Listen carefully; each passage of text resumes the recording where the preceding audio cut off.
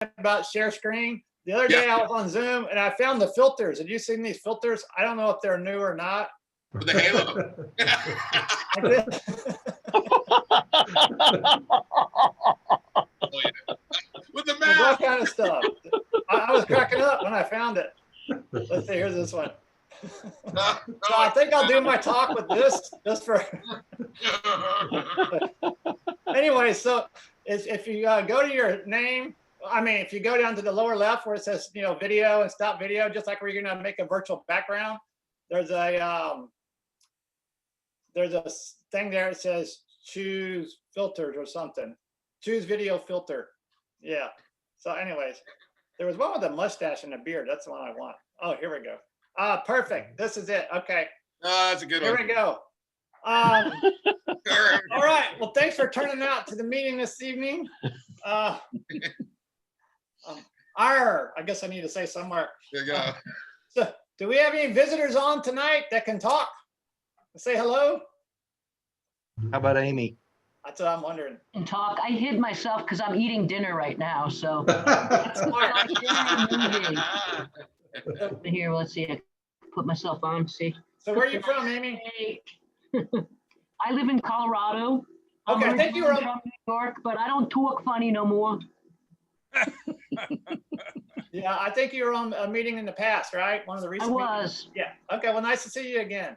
You too. All right. Has anybody been diving lately? Yes. All right. Good answer. Where have you been? Cozumel, the only place where we can go, pretty much. Yeah, Mexico. That's about it. Yeah, So, did you have a good time? I did. Nobody it else rained there? every single day, but I had a different view than the one I have here. So it was nice to be just somewhere else. Well, good. And it was nice to be underwater, especially. Yes, of course. And I got fed and stuff like that. And guacamole. Yes, guacamole. Unlike now where I'm sitting here eating in front of people on a Zoom. How odd is that? Well, good. you Anybody got else been blown. diving? All right. Anybody else been out diving since the last meeting? No? Okay. We got to work on that. Let's see. We'll quickly go through some announcements, I guess. Betsy, you have any updates on HUPS? Not much change, I guess. No change on HUPS. Okay. Same April. date. What's the date again? April. Why don't you 17th explain, and 18th? 17th and 18th. explain to Steve so that he We have- understands what Huff is. 14. You're glitching, Beasley's. It's a Yeah, Houston the Cinema Beasleys are Film glitching. Festival that we're sponsoring. We're sponsoring a film festival in April. It was supposed to be last April, but it got postponed because of the virus twice. So you're doing another one in April. It's going to be the first one. First one. Okay. Yeah. I'm going to enter a video. I've got one all a Well, movie. it's too late to enter for that one because it's already done. Ah. But Yeah, we're but- having another one in 2022. Okay. So stay tuned. Gotta find that calendar. Okay. Let's see. I just want to go down a few things here. All right. I can't think of much else. Hold on. Tammy Allen's calling me. I'm in the middle of the meeting. What's up, Tammy? It does. I used it. And then you have to enter the passcode. Well, it should ask you for the passcode and then just enter it. But I'm talking right now, so I can't talk. Sorry. Bye. Tammy's having problems getting in. Yeah. So anyways, let's see. I guess we'll go ahead and go right into our nominations and elections. So the November meeting is when we typically have our nominations for officers and elections, but we usually don't have too many runoffs or anything like that, so don't get stressed.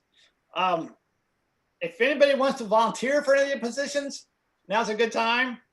Does anybody want to be an officer? We got president, vice president, secretary, thank- treasurer. What? What, Javon? No, thank Thanks. So I usually the president, and from historical perspective, has been doing 2-year stints, and so I said I would do 2 years. So this will be the beginning of my 2nd year in December. So if you are willing to have me, I'll stay on as president another year. And Dennis has graciously volunteered to stay on as vice president. And then Tammy as secretary, and she could confirm that she can get on via the Zoom link. And then Tom also has agreed to stay on as treasurer. So thank you guys. So can we get all in favor of everybody keeping those positions? Yeah. Aye. Yes. All right. Great. See how easy that was? No recounts. I'm going to read off the board of directors. All the board members, I believe, from last year, with the exception of one, have volunteered to stay on the board. But if anybody wants to be added to the board of directors, we can do so. So if you're interested, please let me know. But I'll read the names and then ask if anybody else wants to join. We have Frank Burek, Mary Daniels, Martin Daniels, Mike Gruder, Monica Losi, Henry Ragland, Debbie Minsay, Jim Minsay, Joe Hawes, Russell Ramsey, Craig Beasley, and Betsy Beasley. So is anybody else that's not on the board interested in joining the board of directors? Guys, all don't all speak at once now. Okay, all right, I have to throw it out there. Well, I thank you don't have guys time. for continuing to serve on the board. I'm just going to read off some of the open positions that we have currently. The newsletter editor, Monica, is retiring. Next month is her last newsletter. And so we're still looking for someone to take that on. I was fishing with someone, but I haven't heard back from them just yet. So we'll see, based on Russell's suggestion. And I know they're on here. Hi, guys. If we have a vacuum on that, I will step in for a limited time. Yeah, we had put other something people out. that they do the same, Dennis. I have volunteered also. I told Monica that if no one else steps up, I'll do it. So, you know, we'll figure something out. It will not go without. Hello, Barry. Barry, just come in. Where is he? Yeah. Oh, there you are. All the way from Oregon. All the way. Barry, Hi, everybody. I think Craig has volunteered to take on the workshop coordinator, correct, Craig? Yes. Thank I you said very I would much. do it. Yay. Well, we look forward to that. Thank you very much. Get what you pay for, you know. What a bargain. Just a word about that, David, if I could, while everybody's here. You know, I don't know, our workshops seem to be kind of fizzling, so I'm looking to try to rejuvenate that. I guess I'll be trying to poll the members at some point in the next month or so to try to, maybe I'll throw out some ideas, but try to get ideas from other people. So everybody put your thinking caps on and think about not only what you would like to see as a workshop yourself, what you might suggest that we could hold as workshops that would, you know, maybe try to draw some people in to a little bit more of an active stance than internet. we are. All right. I would make a comment that we've been very successful during this last year in having people like David and Barry up in Dallas, not Barry Klein, but Barry Gumbelow, that gave some very good workshops during the presentations in the monthly meetings. But there's plenty of other things that can be done Zoom wise, which works pretty well. And maybe in person one of these days. Imagine that. Yeah. Wow. The other big opening we have is social media coordinator. As y'all know, we had a social media coordinator that was doing a fine job for a little while, but due to some family and health related issues, she had to bow out.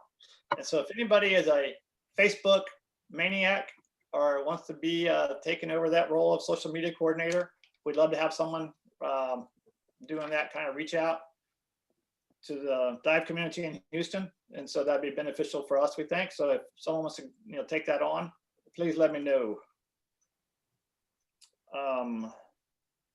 And then one other thing, we haven't really done much with this lately, but we're having some discussion of doing it, you know, next year or so, is updating the gallery at Bayland Community Center where we hold our meetings.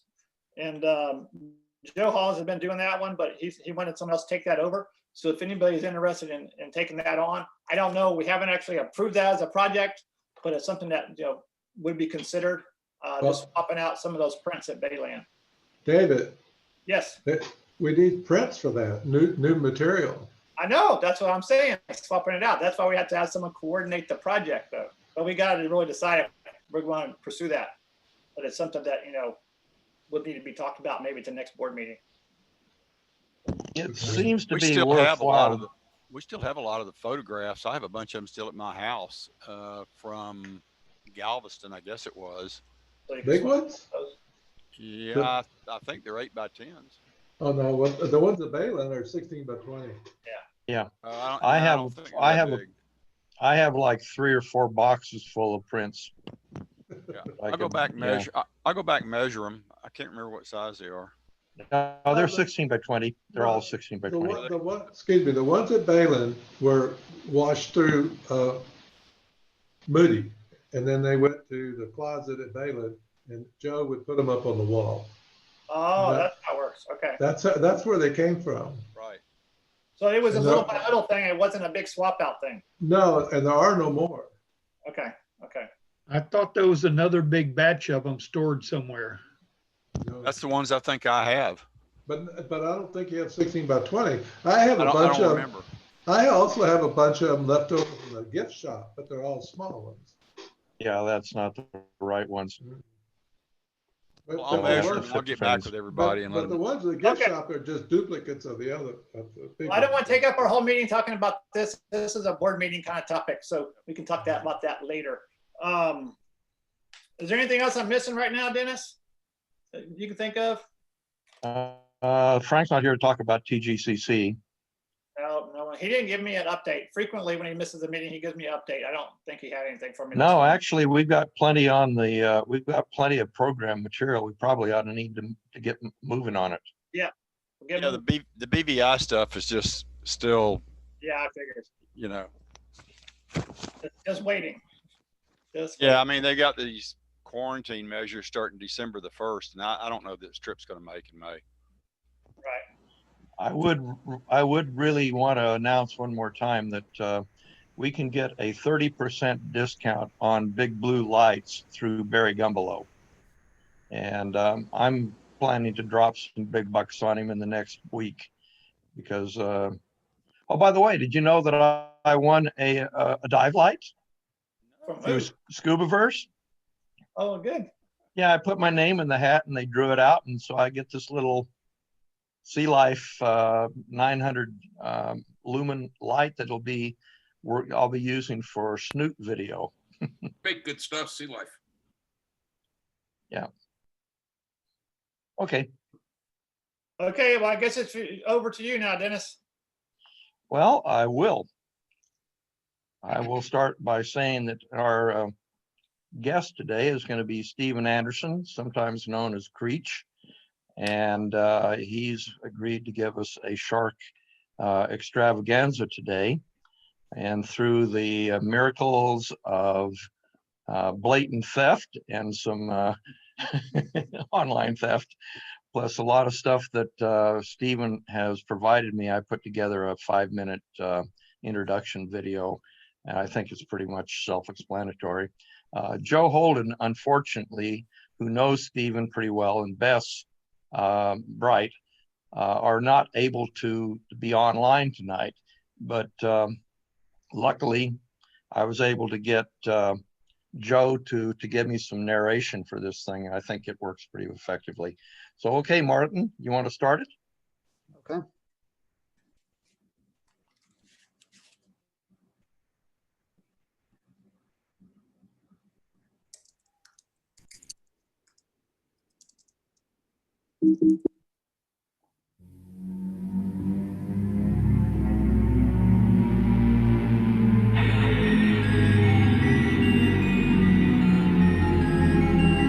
You all see it?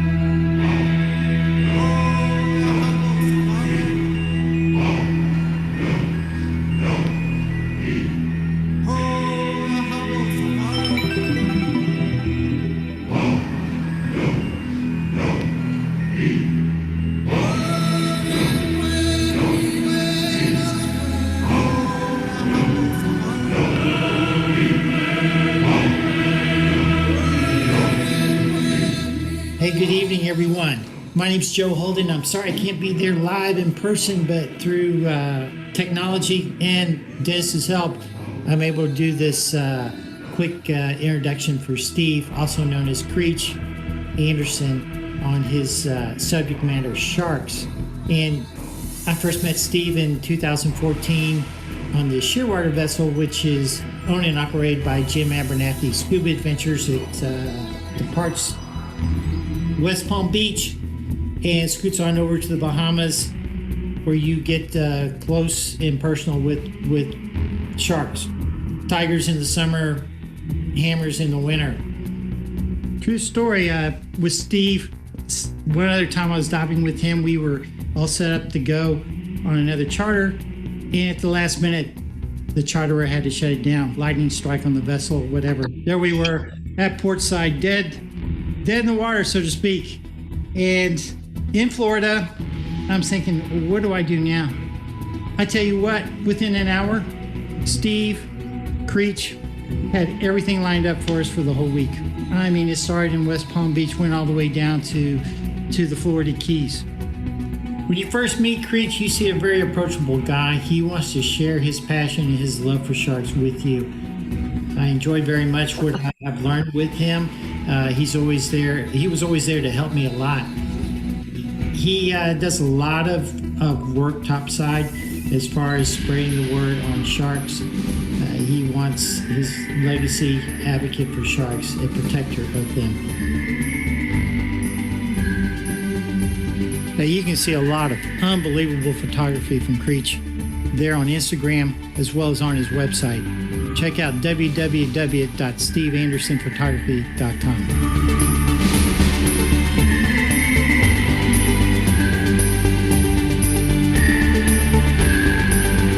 Okay, I've talked long enough, Hupsters, distinguished guests. Over back to you, Dennis and Creech. Y'all enjoy the show. Joe, thanks for the introduction. We're really sorry you can't be here tonight. I've never met or dived with Steve, but he sent information to me and we did talk for a while on the phone. There's a lot to say about Creech, as he's known by his friends, because he's done so much. When he's not off diving with sharks, Steve has a real job as the senior manager of accounts at Premier Global Production, which is just south of Nashville. Living in Nashville is a good thing because that's where all the entertainment industry in that part of the world is located, and most of it needs lighting systems, which they handle. His path to Nashville started in Fort Worth, then on to Florida, back to Texas as a stagehand before landing in Nashville. He's been on stage and has provided lighting to some of the biggest artists, including Metallica, Rush, Elton John, Bob Seger, Aerosmith, and other clients, including the NFL and Boeing. He is also a squad member for Neptunic, the company that builds and sells the steel mesh shark suits that you see here. Steve and Tanya were married earlier this year, and between the two, they are chasing after 6 kids and 1 grandkid. We'll close with some of Steven's photo contest shots and then move on to his presentation.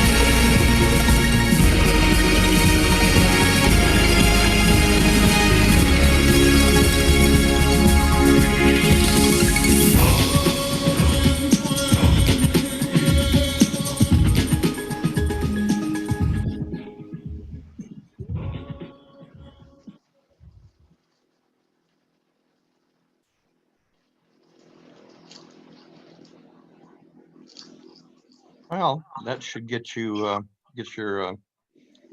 ready for Stephen's presentation.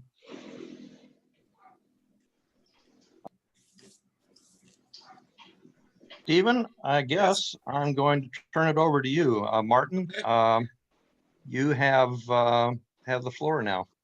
All right. Well, first off, just before we get started, I just want to explain, as Joe said, most of these images you'll see tonight were taken in the Bahamas off of West End.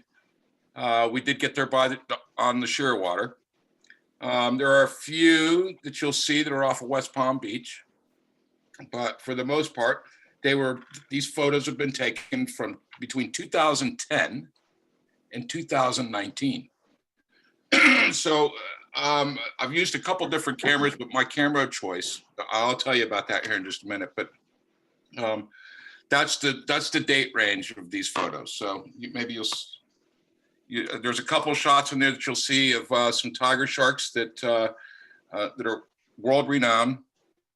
And I can tell you that you'll see, I've got two shots that will show from 2014 to today in 2019, how tattered they've actually gotten over the time. So hopefully I haven't done this before on the Zoom, so we're gonna give her a good old try here, but it should work, right? And You need to share the screen. share system preference. Okay. Does he need to click on the optimize video button? Probably, and also share the sound too. Okay, so When you hit share, you should see two little check boxes. let's see, zoom up, be able to record it. No, we don't want to record it. Center of the bottom screen is where the share screen thing is. Okay, share screen. There we go. Desktop 2. That should be. We got it now. Do you all see that? Yep. Okay. Yep. All right, perfect. All right, here we go.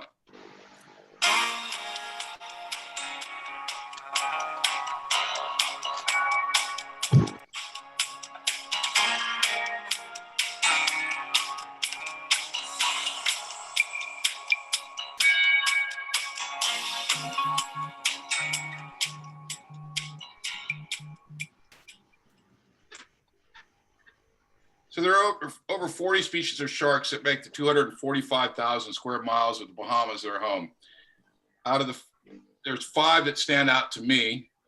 And Stephen, move your cursor off screen. That'll the center thing will. How's that? That good? That's good. Anyway, there are 5 different types of sharks that I've highlighted here tonight. One's a lemon shark, one is a reef shark, 3 is a tiger, 4 hammerheads, and number 5, the silky sharks. Okay, so this is a lemon shark. You find them this is the most common shark at Tiger Beach. They're everywhere. They're like puppy dogs. They lay in the sand. They're pretty docile, and they're like an olive or tan color. And usually they're between 8 and 10 foot long. They've got some crazy looking teeth. Hopefully we're going to move along here to the next one. This was taken on a safety stop. I learned a long time ago, I was over in Maui, and I learned a long time ago, never turn off your camera on a safety stop, because you never know what you're going to see. And these guys, I was hanging on a line, and these guys were looking straight at me. And I went, that's going to be a great shot. So there's the result of that. So these are all in the Bahamas. Another lemon shark. And I've broken these up by the types, the 5 different types. Run.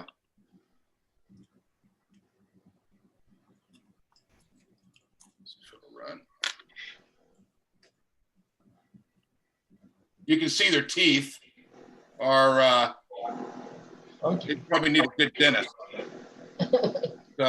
We do a little bit of night diving there as well, and that's a big thrill. I mean, to begin with, it's very humbling to be in the water with all these sharks, but to do this at night is incredible. Totally life-changing.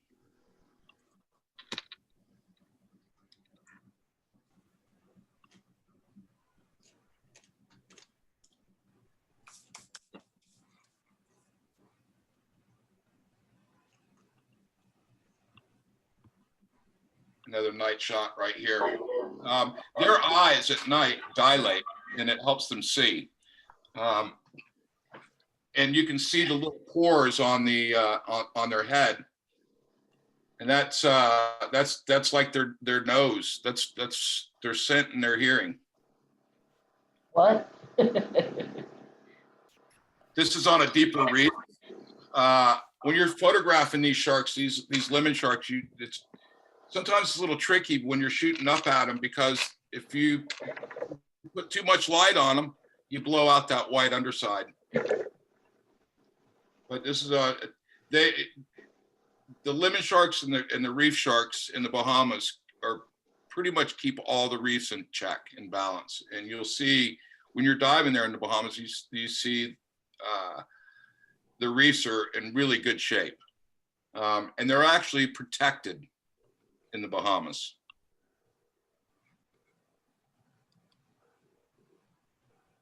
There again, you can see the teeth. This is my yin and yang shot. This is one of my favorites that probably one of my favorites I've ever taken. This is at a reef called Mount Olympus, and it's about they're in about 90 feet of water here.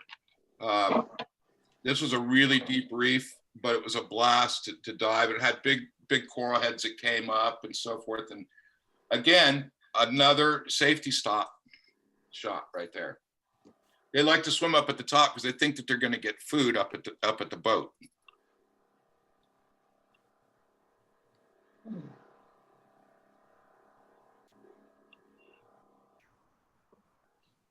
Another shot at night. Oh, we've gone wild. Sorry. Let's see if I can stop this here.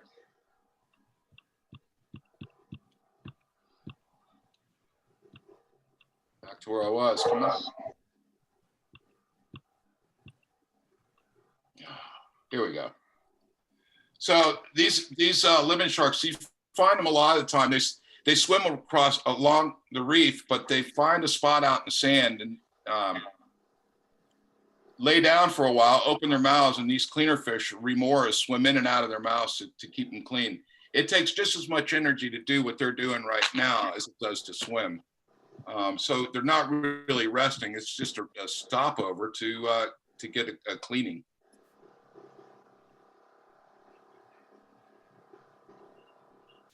Let's see. Here we go. We use these bait buckets to attract the fish to come in, the sharks to come in. There's dead fish in those baskets, those milk crates, and it makes a scent. And these sharks come in, they parade in back and forth and swim around the crates. The yellowtails love it, but you can actually grab the yellowtails. There's so many of them when you're doing this. But this is how you get them in to get the close shots. You're not interested in us. That's what they're interested in, is that bait. So it's pretty safe. This is another one of my favorite shots. This is one of those kind of shots that when everything lines up, it's you just get that good feeling. And I like this one because there's a lot of action going on. There's sharks at the surface. There's a shark mid-water. You have the boat with the platform, and the water is so clear here. The water here at Tiger Beach is like gin. It's crystal clear.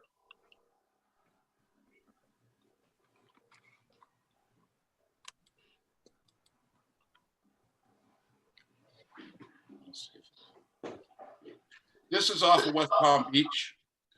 This is in about 200 feet of water below us. And we do the same kind of thing. We attach a bait crate, milk crate with fish in it, to a buoy, and it floats about 20 feet below us and bring these sharks up from the bottom. We get the lemons, we get sandbar sharks, and we get silkies. Every once in a while, we get the bull sharks up. But they don't like coming up to the surface. They like staying down below so do the sandbar sharks. But the lemon sharks and the silkies come right up. The silkies are around in the summertime, and the lemons are around more in the wintertime. So right now, if you were to dive off West Palm, you're going to see lemon sharks.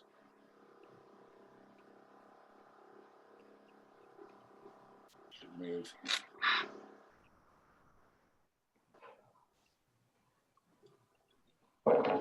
This is the same thing.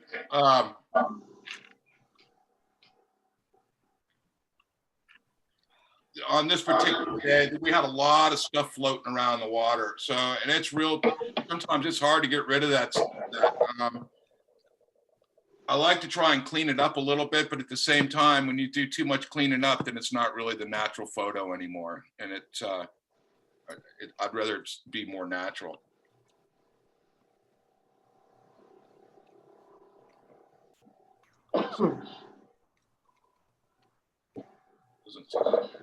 Here we go. Now we're back at, this is back at Tiger Beach.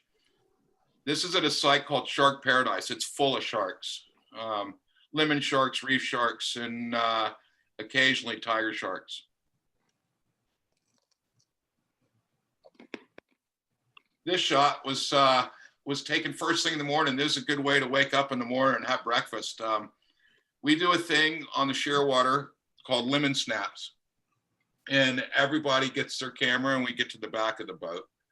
And one of the mates on the boat ties a piece of fish onto a fishing line, and they cast this line out off the back of the boat and jerk it coming back in, and the lemon sharks swim and biting at trying to get the bait. So just happened that this is one of those times when the camera was at the right place at the right time, and everything worked out.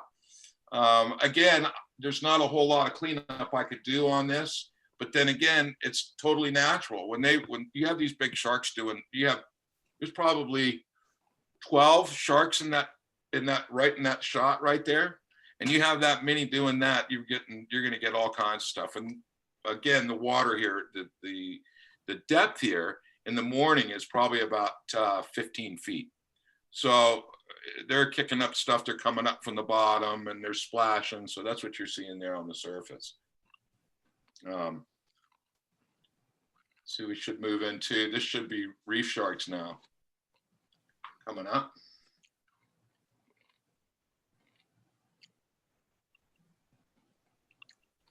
This was taken at Shark Paradise as well. Jim and I hit the bottom, and we were messing around. We were practicing doing shots, silhouette shots and stuff. And I found this formation here stuck out like a sore thumb. It was so bright. You can see in the picture. I just kind of got down behind that formation and just sat there. And these sharks just kept swimming in over the top. And I probably took 30 images similar to this, different sharks, but this is one of my favorite ones here. That again is at Tiger Beach.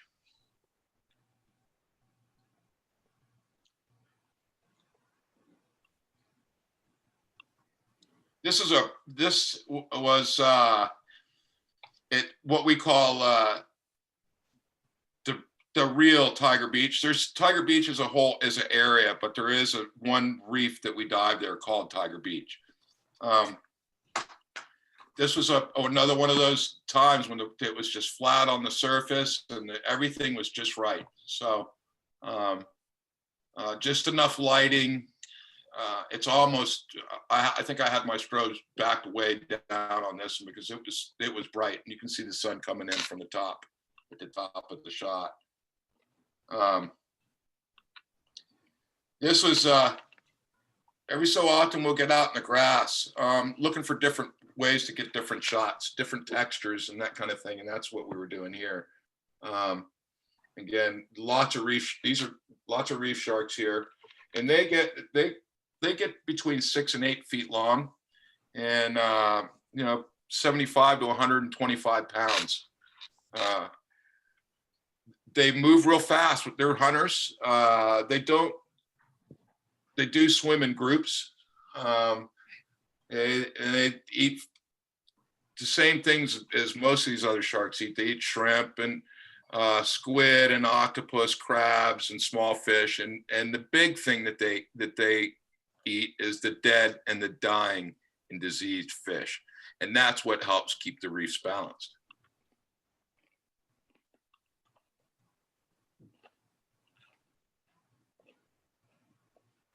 Another one of those times when I get lucky with some of this stuff, you know, it's no skill. I think it's just pure luck, you know, being at the right place at the right time. And again, everything was set up right there. And that's what I try to do when I get to the bottom. I make sure everything's working. And then I look for that perfect spot where I think that these sharks will swim over. Of course, long ago, Jim taught me, he said, try not to get so many pictures with the bait crates in there. Right?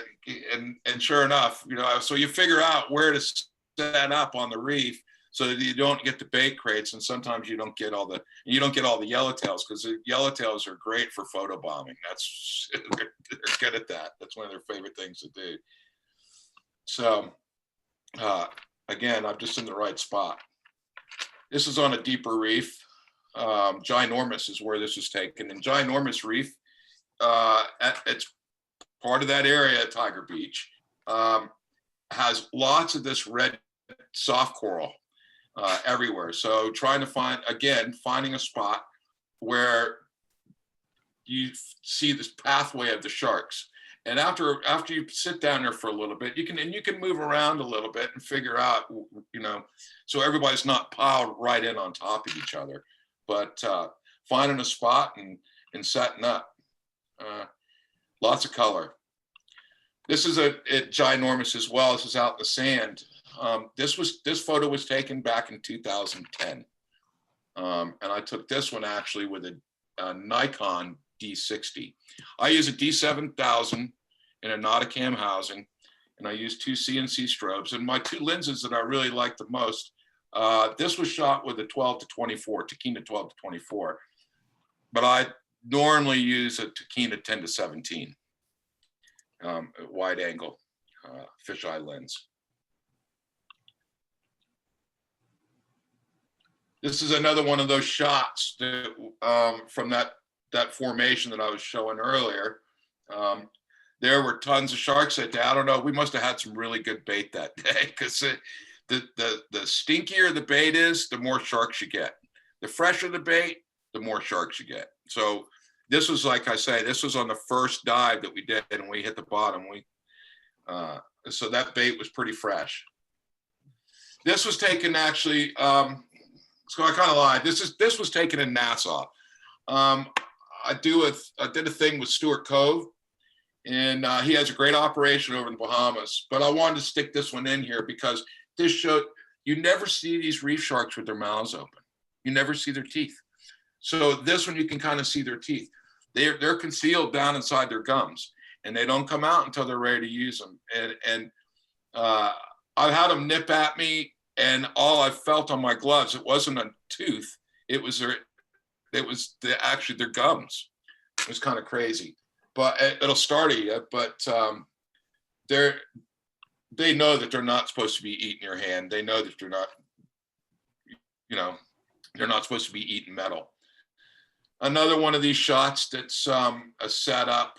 You know, I found that sponge and everything there, and it's pretty well lit. You know, almost a little too lit, but another one of my favorites. I have so many photos, it was really hard for me to put a bunch of them together. This one you've probably seen on the contest. But you can see their eyes are always on you. This was taken at Shark Paradise as well. Lots of sharks that day. Reef sharks, lemon sharks, and some days you don't see a tiger shark at all. I've gone over to Tiger Beach and not seen one tiger shark at all, which is kind of crazy with the name Tiger Beach. That's how it got its name.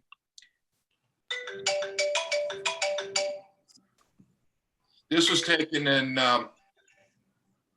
2010. But you can see, like I was talking about before, you don't see their teeth. All you see is you can see you kind of see where they're going to come out. But they make great pictures. I love their profile shots, and their eyes are always on you. And I love that whole sleekness to them. They're cool sharks, fast. When there's live bait in the water, they're crazy.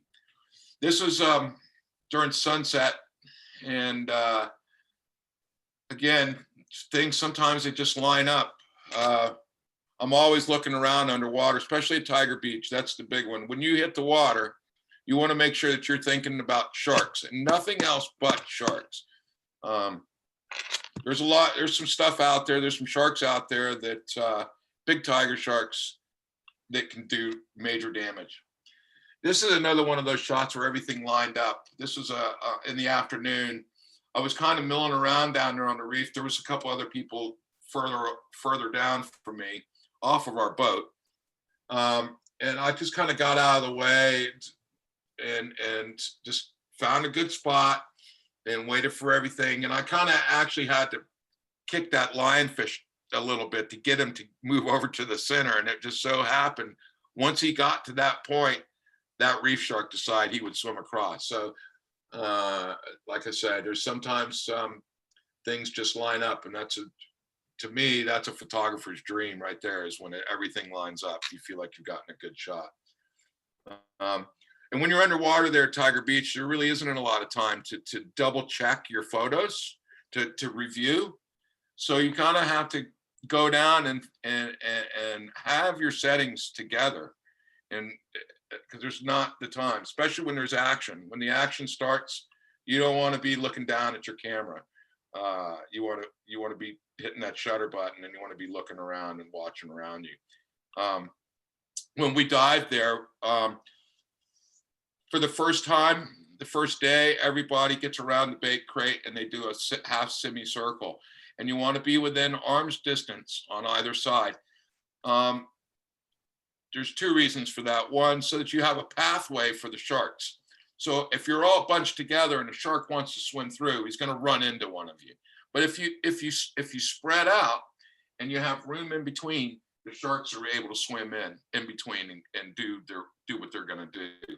The other reason is because if there's a tiger shark coming and your buddy next to you doesn't see that tiger shark, you want to be able to reach out. You want to be able to touch him. You want to be able to grab him and tell him there's a tiger shark. Because a lot of people, sometimes that buddy might be looking at a reef shark or a lemon shark on the bottom here, and the tiger shark will be right in his lap before you know it. They don't waste any time once they start coming in.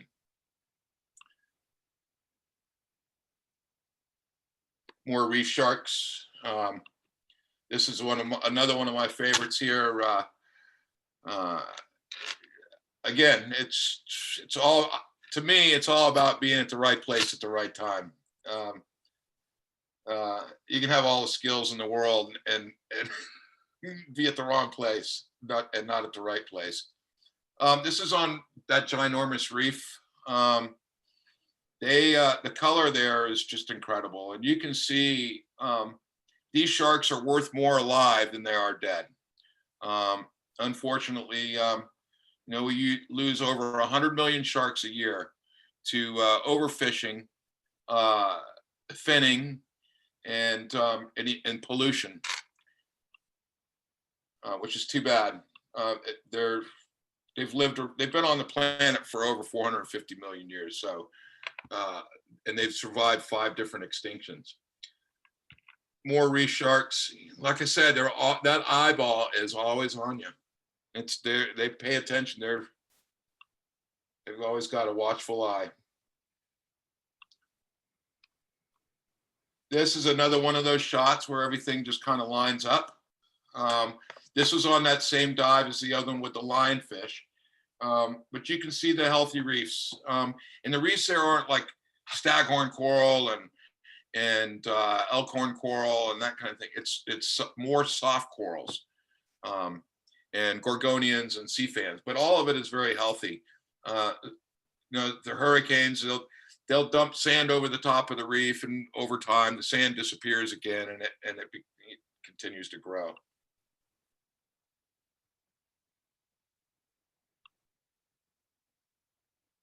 Still getting used to running this, more reef sharks.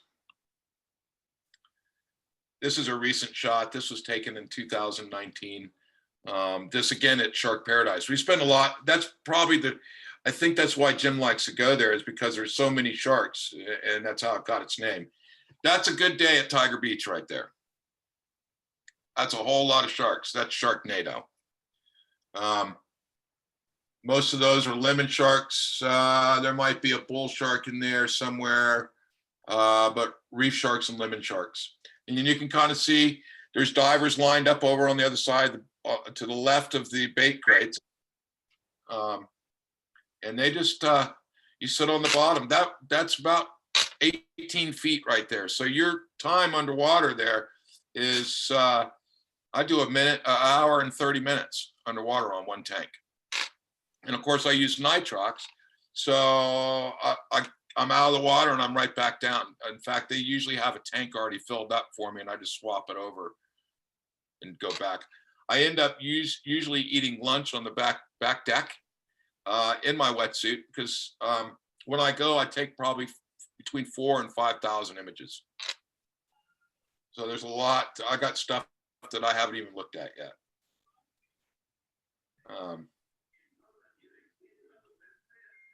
You can see there. This was first thing in the morning, I do believe.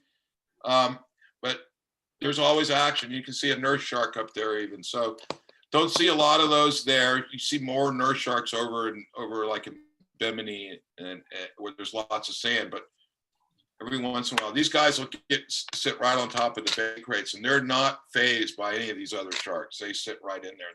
They're gamers. And let's see here. Should be moving into tiger sharks. This is more Sharknado. This was taken in last April. Not this, 2019. It's a great trip. We had hammerheads. We had 6 tiger sharks at one time in the water. 6 tiger sharks and 2 hammerheads, all at one time. It was kind of crazy, but it was a blast. And this should be. All right, these are my favorite. This is my favorite shark to photograph. These sharks are big. Totally life-changing to have one of these sharks swim up to you. This is a small one. There's other ones out there that are pretty big, 1,000 pounds. They are,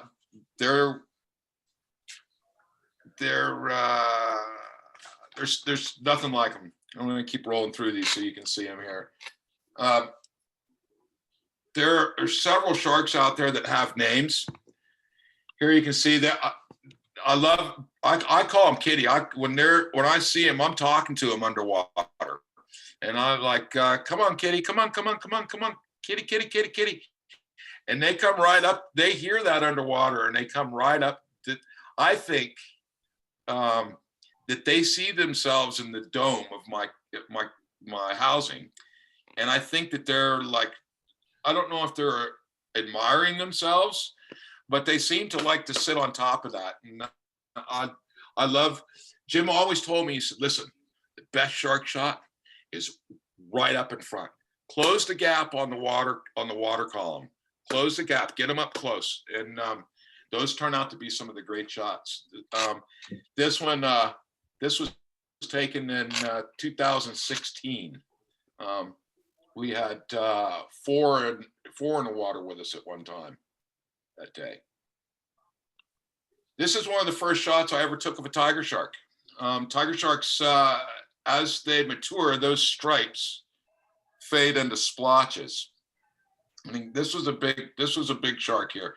This is actually Emma, and Emma's known worldwide.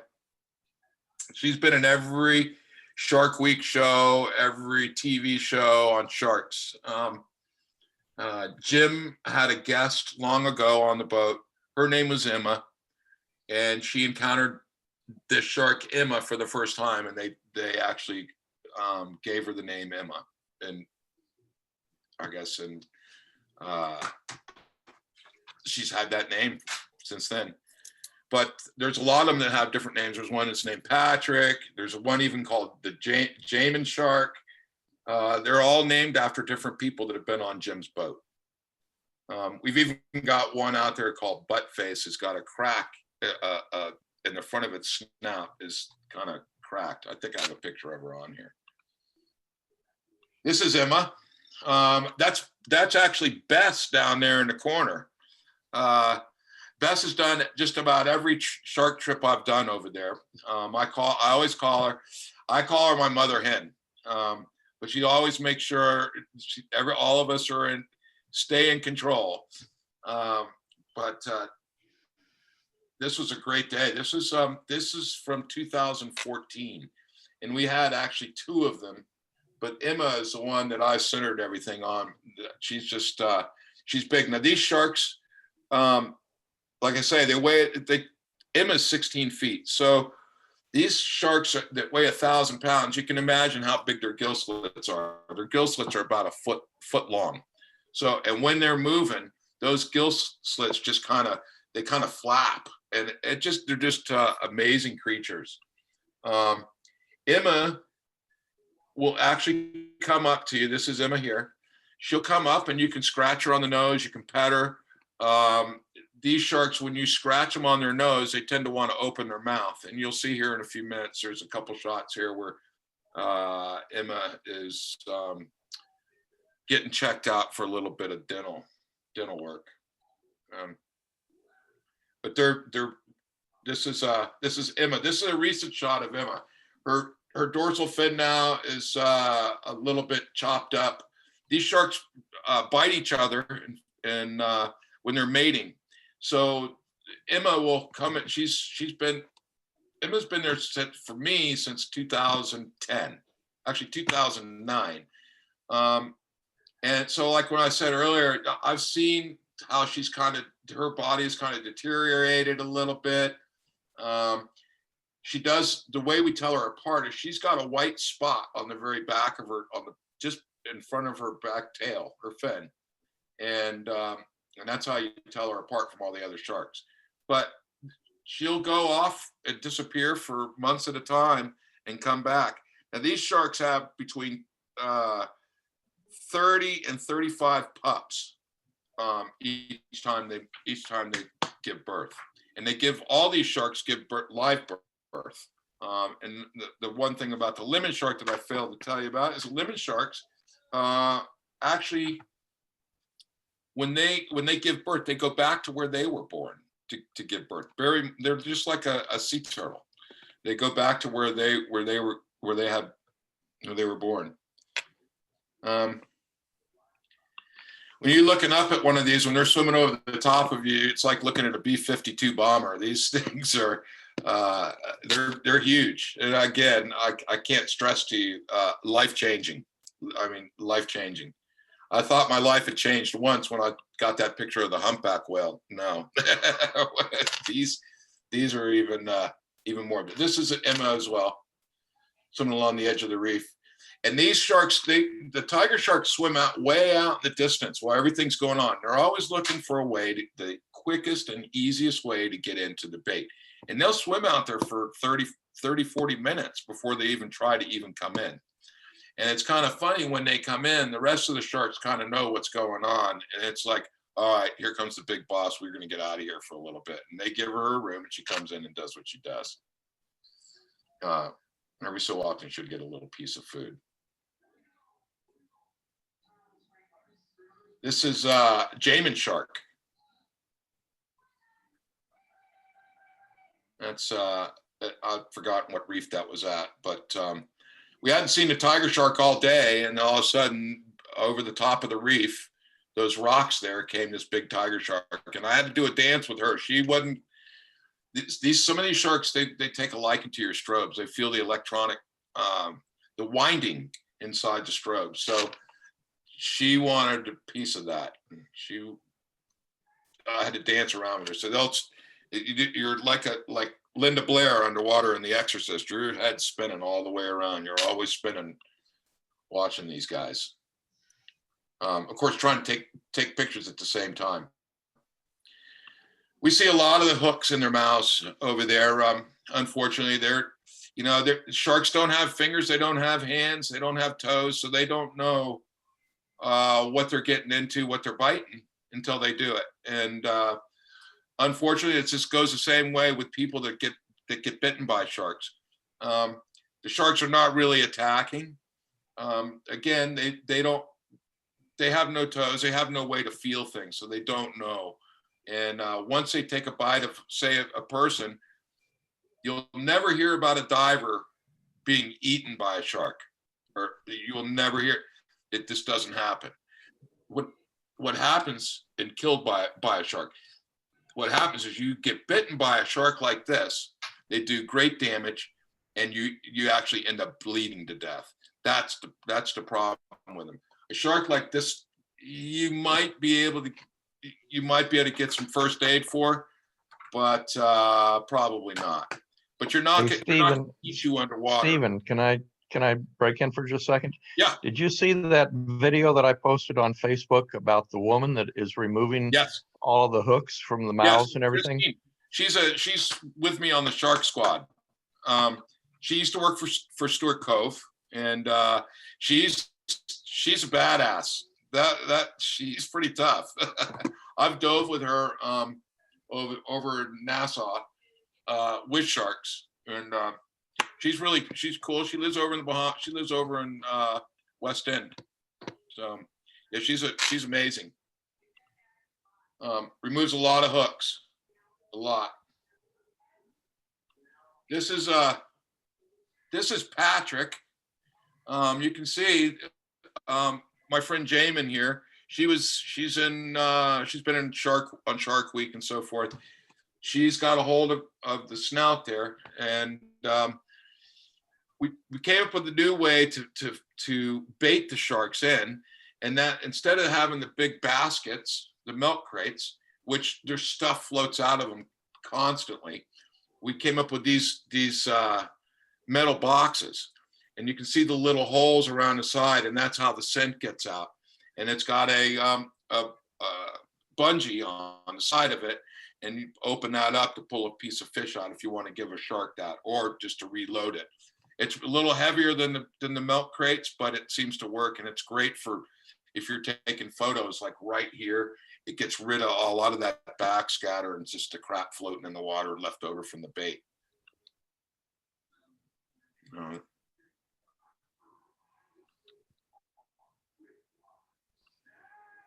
should be another one.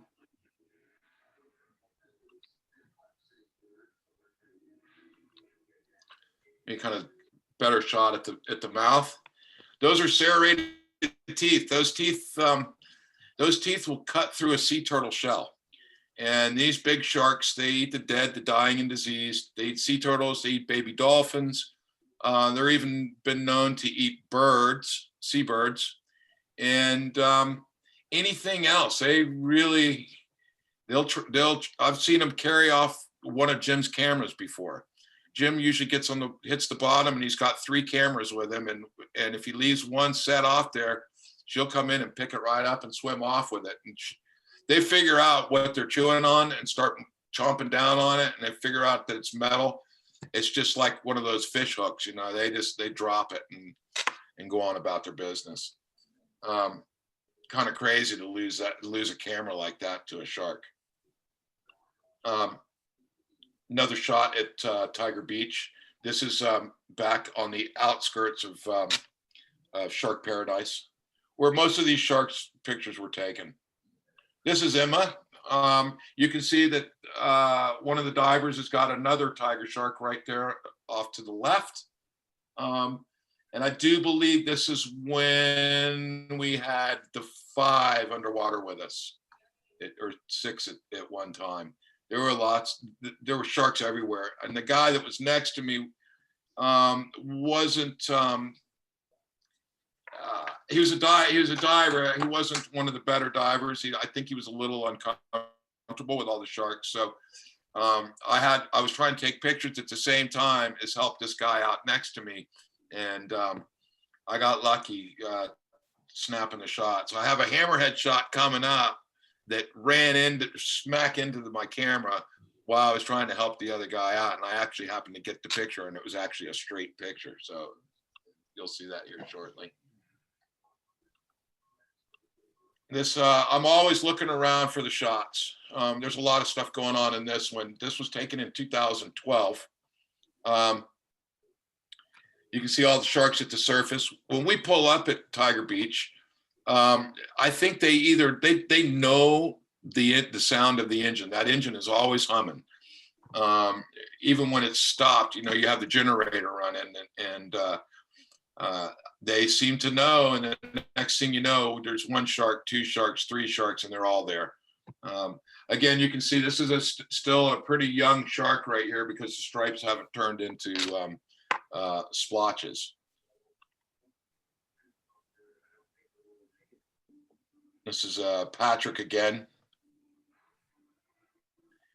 These guys, again, sometimes you get two, you might get three, sometimes you get 5 or 6 all at one time. So there's always a lot of action going on.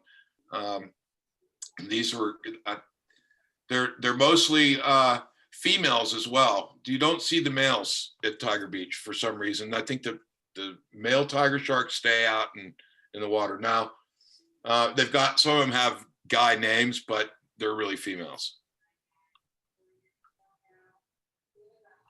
More of these two here. You can see off to the side of this one, the big one here, you can see that's hook damage there. These hooks, if they're not taken out, they eventually rust out. And sometimes where they've been hooked and how they've been hooked can actually destroy their whole jaw. We see them every once in a while swimming with their mouths are just pulled off to the side, their jaws are pulled off to the side, or they're broken. Or someone would pull it up to the boat, and I've seen them before with gunshots.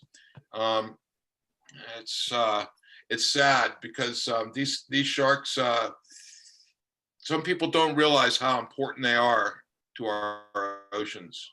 I mean, without the sharks in the ocean, our oceans take a chance of collapsing. So hopefully we get this figured out. So they have a membrane that protects their eye there. It's a nictitating membrane. And again, you can see some hook damage there on the side. She's showing her teeth there. But these sharks are big, really big.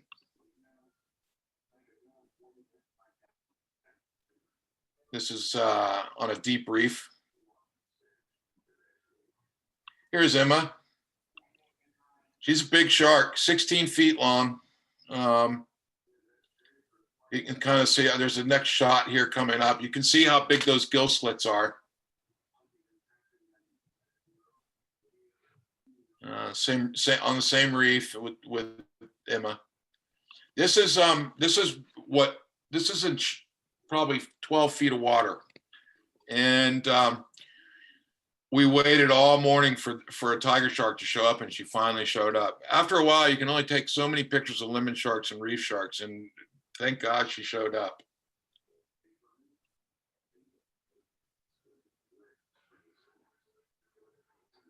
There's those serrated teeth up against my camera dome.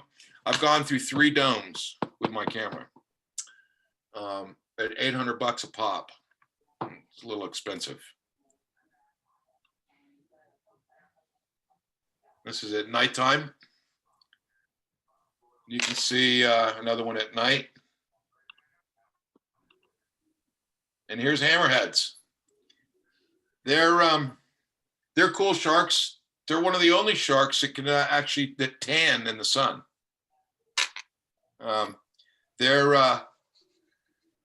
That head makes them look really prehistoric, and they like they like coastal warm waters, 68 degrees and up. So you don't see them often until the wintertime. So probably the best place to see them is Bimini. They see them 5 at a time, but we see them at Tiger Beach. This was taken at Tiger Beach. This is the very same hammerhead shark that when I was helping the gentleman next to me came in and rammed me. It kind of startled me at first. He came out of nowhere. I wasn't even paying attention to him, but I ended up getting a shot. It's coming up. But this is at Tiger Beach. You can see our bait crate there. This is Bimini. I use a company over there called Bimini Undersea. And of course I go there with Jim as well. And this was with Bimini Undersea. They take you out. It's off the island, and you're out in the sand. And it's difficult to take pictures here because the sand in Bimini is like it's almost like flour. And when the slightest movement in the sand, you create a dust storm. And you'll see in a couple of these shots where there is a bit of dust, but the sand, but they'll make a good sandstorm for you. More at Tiger at Bimini. This is Bimini here. There's the nurse sharks on the bottom, and there's probably 20 nurse sharks at a time. And so you get the nurse sharks and you get the hammerheads swimming around at the same time. Like I say, there's a lot of sand floating around in the water. They're crazy looking. Their mouths are on the bottom of their heads, and that's how they hunt for food. That hammer gives them the ability to like hold down their prey. And these sharks eat, crabs, octopus, and squid. And their favorite, which I've got some pictures. They're not done yet, of a hammerhead in pursuit of a stingray. And they love the stingrays. And they think that the hammerhead shark has some kind of immunity to the poison that's in the stingray's the barb. So, Neil Hammerschlag at the University of Miami is doing some research on all that. They're cool sharks. Really, they're probably the most prehistoric of all of them. These girls are getting a good shot. That's in Bimini there. That tall dorsal fin makes these sharks they're big on the finning. The big fin, the bigger the fin, the more money they get for the shark fin. And these sharks are on the extinction list. And it is now prohibited to take these in the water off of Florida and the Bahamas. Of course, Bahamas is covered under the Bahamas Shark Trust. So you're not supposed to damage or hurt or fish for sharks in the Bahamas.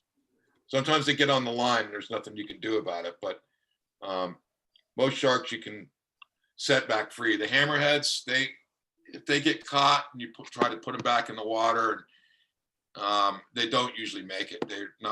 They don't do well with the shock. But you can see the mouth there. Their teeth they're smaller.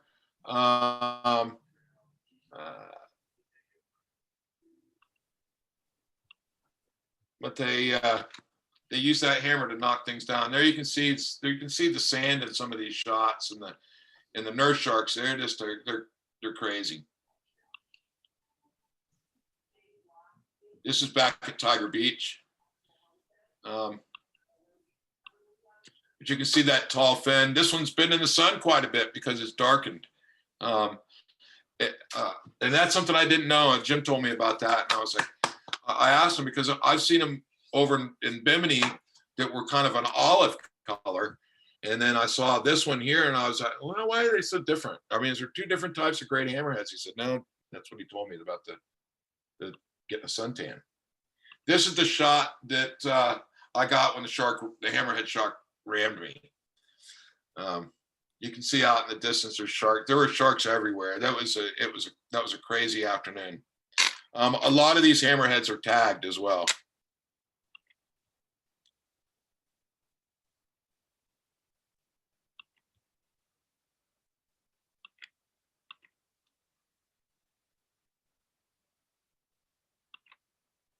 Let's see if it's, there we go. They also have remoras all over them. They're all these remoras are always looking for a piece of the action. You can see the tail of a tiger shark right there off to the left. But I try to keep these shots as just like they came out of the camera most of the time. There's a little bit of white balance, just because it's more natural. This is at Tiger Beach. Back to Bimini with this one. You can see all the nurse sharks sitting on the bottom. And their mouths don't open as wide as all the other sharks. And it's just the way that where their mouths are in relation to their heads. Now the silky sharks, they're really cool. All these other sharks, their shark skin is like sandpaper. These sharks aren't. These are pelagic sharks, and they normally you find them along the continental shelves. And but their shark skin is smooth. They're smooth like a dusky shark is the same way, but they're kind of an olive color. They're real fast. They have a great sense of hearing. To bring these in, we do the same thing with these as we do with the lemons, and drop that bait crate down 20 feet to bring them in. And you do a little bit of banging on a chain link, and there they appear. They swim great distances too. They're there you can see this one's been on a fishing line at one point. But they have really cool eyes. Their eyes are always, they've always got their eye on you. It's just like the reef shark. But they're slender, and they eat mostly squid and small fish. My friend Ryan, who I dive with off West Palm, he has a shark service, and we go out and bait these sharks in. Another big silky. These guys get to about between 9 and 12 feet. Very fast.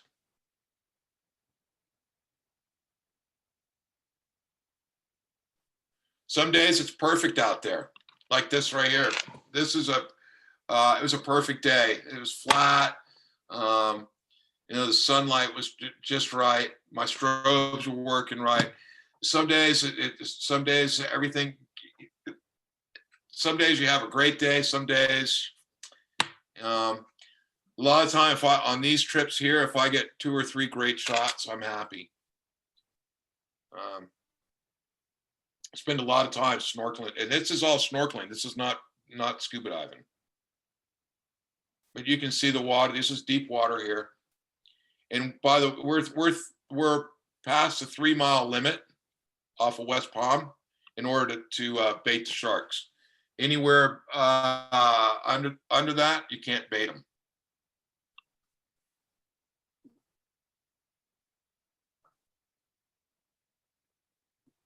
This is at night. That one was. Go back here. Get it to go back. Yeah.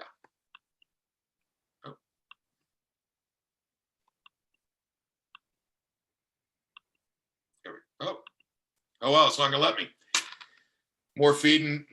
We feed these guys. They, when they get the shot. So we set some of this up. Ryan and I discuss some of the shots before we get in the water, and try to stay like 3 feet away from him, so that shark has enough room when he swings his food around. And they like to eat. They have an appetite.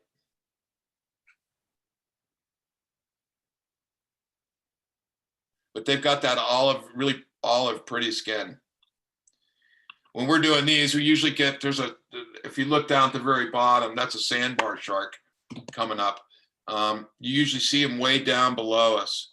And on this trip right here, so I was able to see something. I couldn't get a photo because it was too far down below us. But I was looking down below the bait crate, and there was Ryan had taken the fish and kind of put it in his hand and made crumbs. and these crumbs were floating and they were actually sinking down. And I saw something come swimming in at a piece of the bait, and it was a sailfish.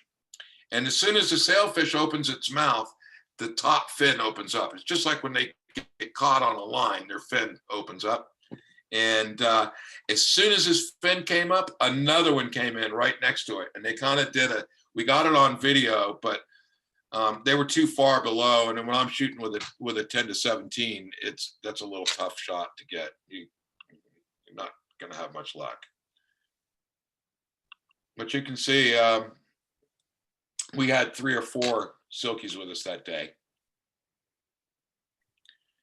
This is a cool shot. They've got some teeth as well. And I think that, I'm not mistaken.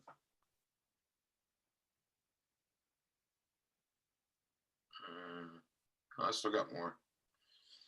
This is you've probably seen this one. This is a small pup right here. This was taken at night back at Christmas time in 2017. Something to make a trip down for Christmas. Likewise with this one. And that's it.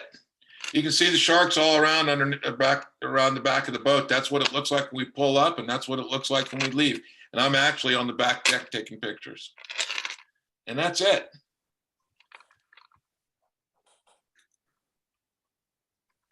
There we go. Okay. Can you hear me? Yeah, sorry for the not knowing how to use all that stuff, but Well, I think it's all a learning experience. I thought it was pretty good, it was pretty seamless. I really appreciate what you did, Stephen, to put this together. Yeah. I've never seen so much really, really good shark shots in my life. You're obviously a master at this. We have just a couple of minutes for questions, and then we need to move on to the contest. Well, if no one else is going to speak up first, I will. I was just curious, how many times you've been out on the shearwater, and what is your favorite time of the year to go? I've been on the shearwater 12 times. Wow. My favorite time to go, it's kind of depends on what you want to see. Hammerheads, if you want to see hammerheads, you usually want to go in the wintertime. But the cool thing is the hammerheads stick around till April. So April's a really good time to go. The weather's good. Most of the time though, I've gone in the late July, where the weather's perfect. But you just don't get the hammerheads. You might get a hammerhead, but it's not very often. But that's usually the best time to go. All right, thanks.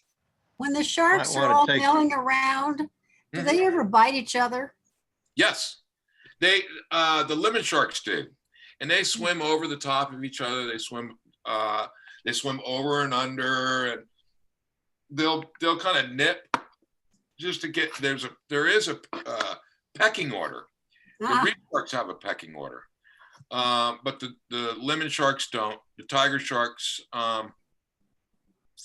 I've seen tiger sharks bite at a lemon shark, but most of the time they all play well in the sandbox. Okay, I think we need to move on to the video contest. And Betsy, can you unshare your screen? Dennis? What's that?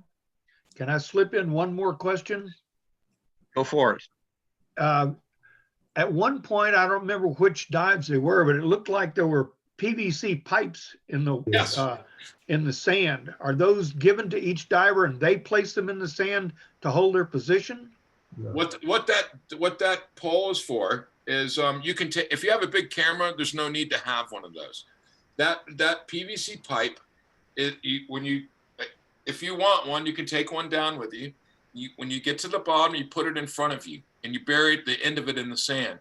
And what happens is when if a shark comes in, a tiger shark for one, comes in and bumps that stick, they're going to hit that stick and they're going to go over the top of you. or they're going to go between you, between that space between you and your buddy. That's what those are for. They're not to hit the shark. They're not to beat the shark off. They're not to stick in their mouths. It's all that is it's kind of a bumper is what you would call it. That is the economy version shark cage. Correct.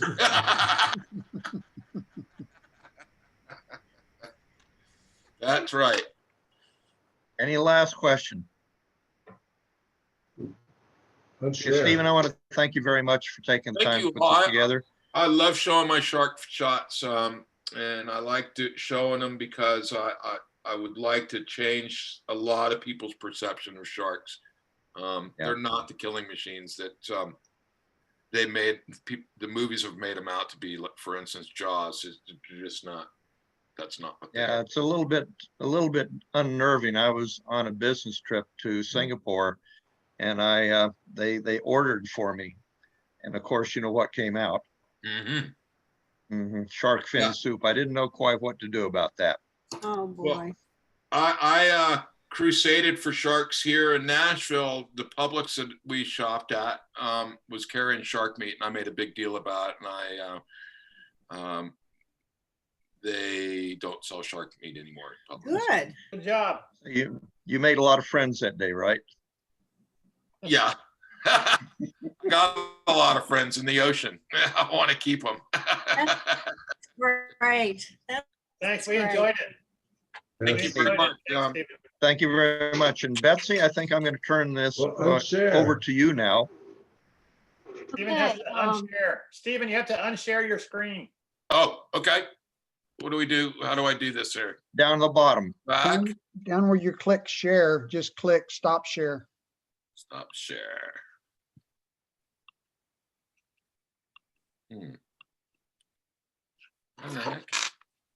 Oh, that worked.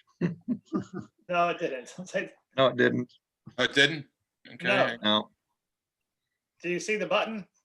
No, it's disappeared off You have to push your cursor down there at the bottom. Take your cursor down to the bottom. It should show up. I don't even see his cursor now. That's weird. No. It's like frozen. It's not. Martin? Let me see if I'm gonna Here we try go. to Here. I got it, I think. Nope. Yeah, Yep. not yet. I'm gonna try to kick him off. There you go. There we go. Thanks. All right, thanks, Stephen. Excellent. When in doubt, go to the expert. Yeah. Oh, yeah. Betsy, you're up. Are you playing or is Okay. Martin playing? Okay, for the fall video contest, we had 3 films submitted, and our membership voted for their favorite film online. They had the entire month of October to look at these films as many times as they wanted. And so Martin, go ahead and show the 3 films, and then we'll announce the winner. Okay.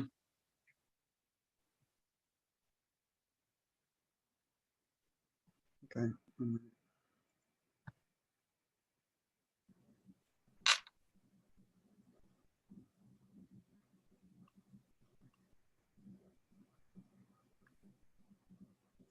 Okay, here we go.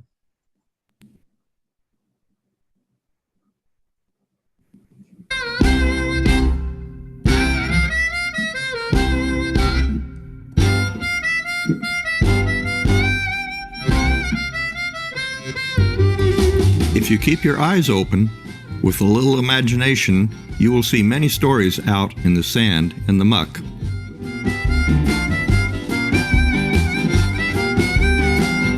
Nudibranchs, those colorful snails without shells, may not be very smart, but their vibrant colors send a clear message to predators. Eat me and you'll get a tummy ache and die.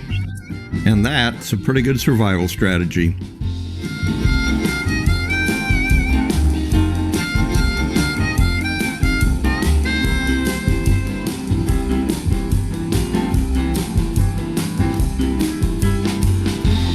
They don't all look like an explosion in a paint factory, but they can still resemble something Rube Goldberg might design. And then there are these.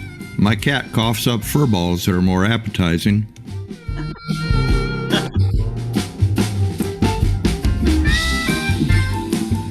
Sometimes there's more to do than just eat. Hey, babe. Want a party? And sometimes that line actually works. But then there are kids to take care of. Coral. It's beautiful and essential, but it doesn't provide much drama.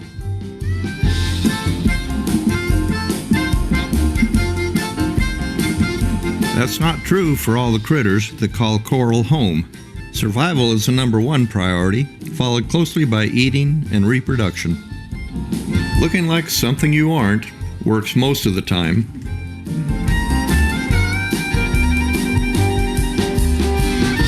If your color and shape match what you're living on, chances are good you won't be someone's lunch. Or maybe just go transparent and don't look like much of anything.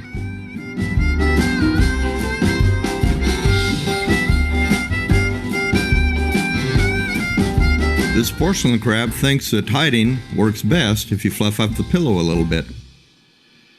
This looks like lunch, but it's hard to tell. They may be aerating a clutch of eggs. I think it's lunch. Even the tiniest anemones will take in boarders.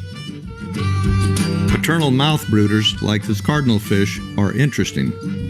After the female lays eggs and they get fertilized, the male gobbles them up and holds them in his mouth for 5 to 17 days until they hatch. Sometimes this plan doesn't work and he eats the eggs. Oh my. Most of the time, you get to see 10 to 15 inches of a blue ribbon eel. But when they see something interesting, there's a whole lot more that can slither out of their hole. Rocks may not be sexy, but they still get plenty of love. They're also a good place to start the next generation. But back to the hiding part. Holding your nose in one place and looking like algae is popular with these pipefish. This baby filefish is busy looking like a leaf. How mollusks like these move was a mystery, so I looked it up. Simple, really. They secrete a slimy mucus that they ooze over using rhythmic ripples in their muscular foot. That was simple? Looking like a well-used wad of gum, a sea moth glides slowly along. Our 8-legged friend, the mimic octopus, is not only smart, but tasty. It will change shape and color to hide by mimicking a wide variety of animals. When not out hunting, it will return to its warren, eat some shellfish, and just hang out. And we all know a clean puffer is a happy puffer. We come to the end of our little book of short stories, looking ahead to the next volume in the series.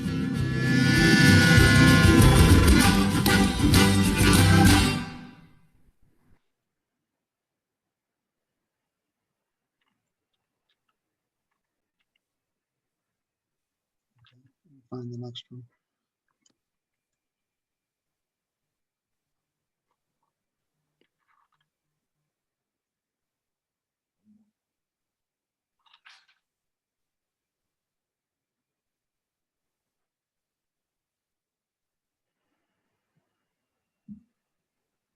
Are we stuck a little bit? Well, yeah, I hit the wrong button. Hang on.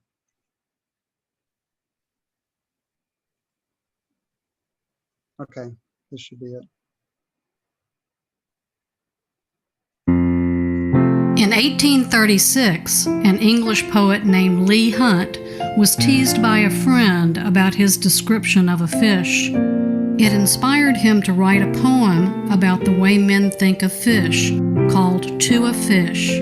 This poem was followed by a poem from the fish's point of view, called A Fish Answers.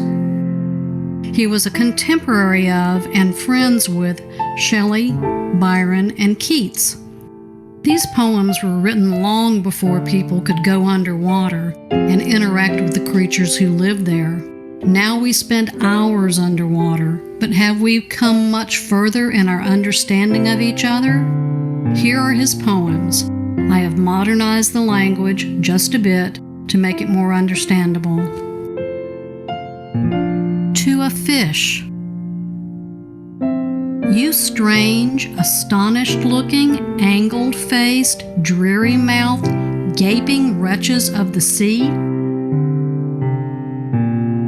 gulping salt water everlastingly, cold-blooded, though with red your blood is graced, and mute, though dwellers in the roaring waste. And you, all shapes that fishy be, some round, some flat, some long, all devilry, legless, unblinking, infamously unchaste. You scaly, slippery, wet, swift, staring shites, what is it you do? What life do you lead?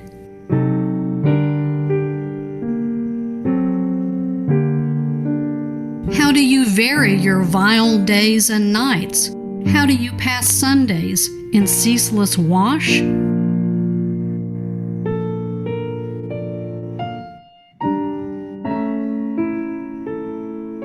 Doing nothing but gapes and bites and drinks and stares, diversified by fights?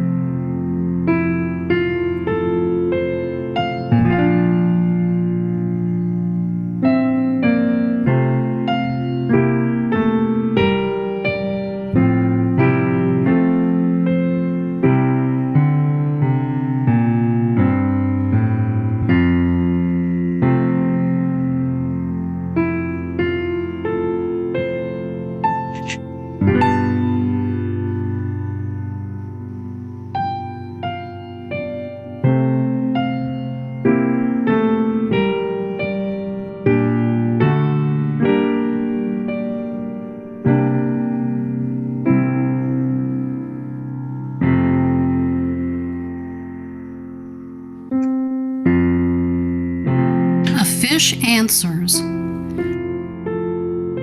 Amazing monster, when in our space, at first sight of you, we leave the place. Forever staring, your flat and shocking face, grimly divided with legs below. On dry land where you horribly go, with a split body and most ridiculous pace. Limb after limb, disgracer of grace, long useless fins, hairy, upright, unwet, and slow. You breather of unbreathable, sword-sharp air, and dreary sloth, what can we share of the blessed life, the sea? I sometimes see you in goggles with lights go by, linked fin by fin, most disgustedly.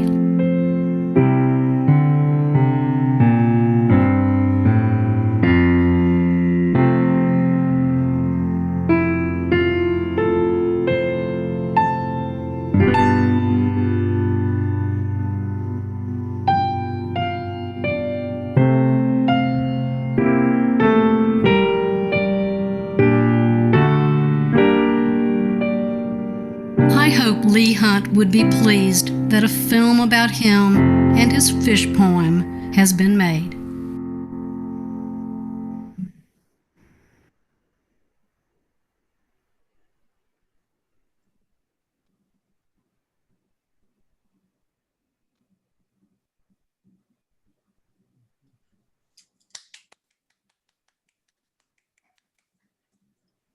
Agreed.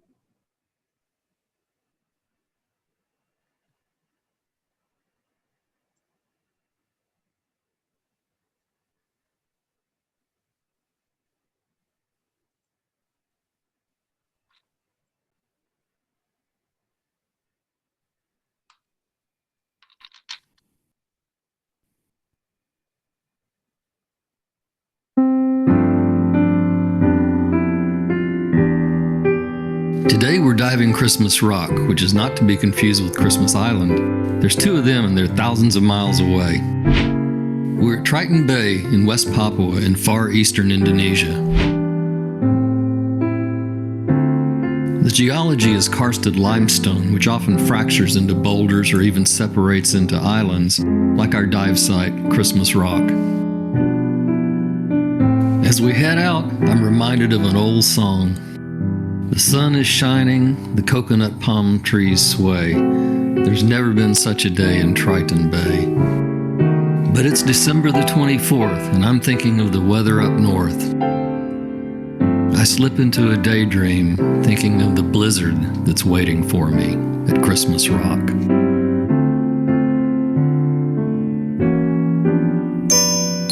Yes, it's snowing underwater. The water is so rich in nutrients it looks like a gloomy winter day with snow falling softly. There are large schools of fish and some large individuals too.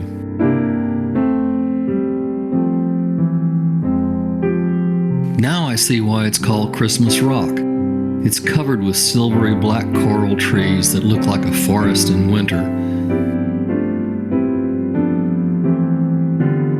I was a little surprised to find so many large fish just hanging out around the coral.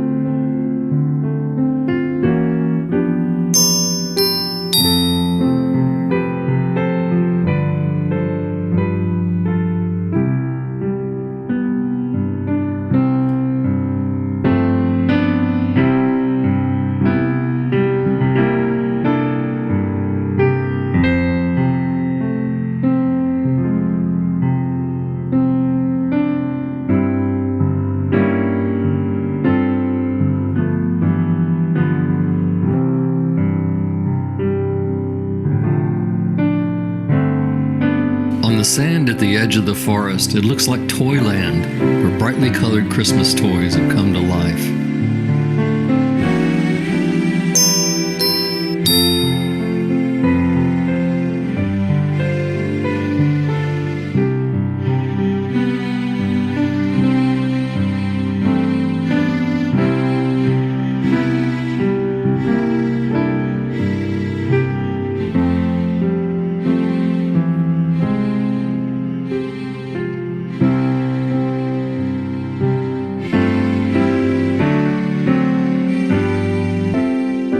This is really cracking me up.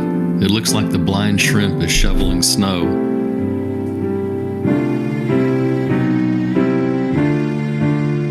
The two twin spot gobies remind me of kids playing in the snow.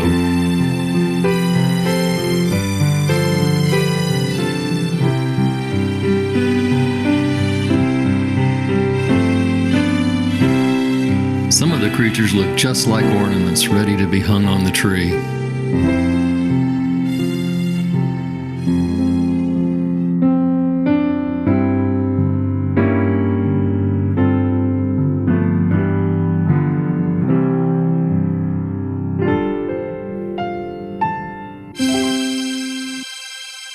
But the real magic is inside the forest, which is full of life. I find trees adorned with living ornaments.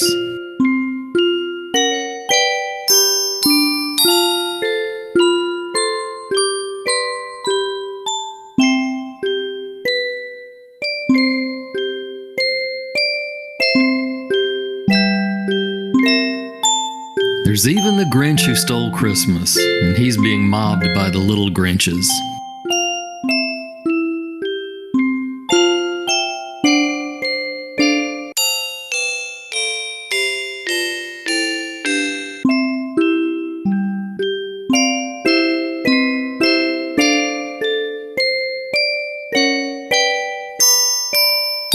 But don't worry, kids.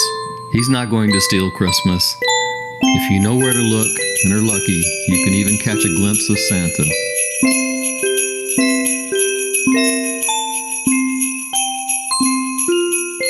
Merry Christmas.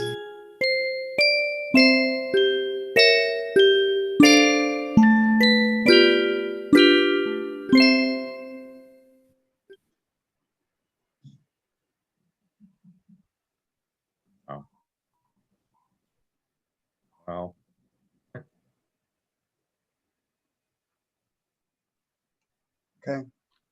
Now we got to show the winners, right?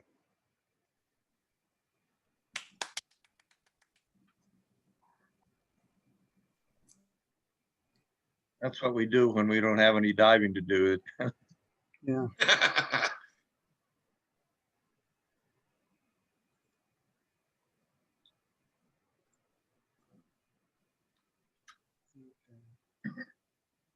Let's see.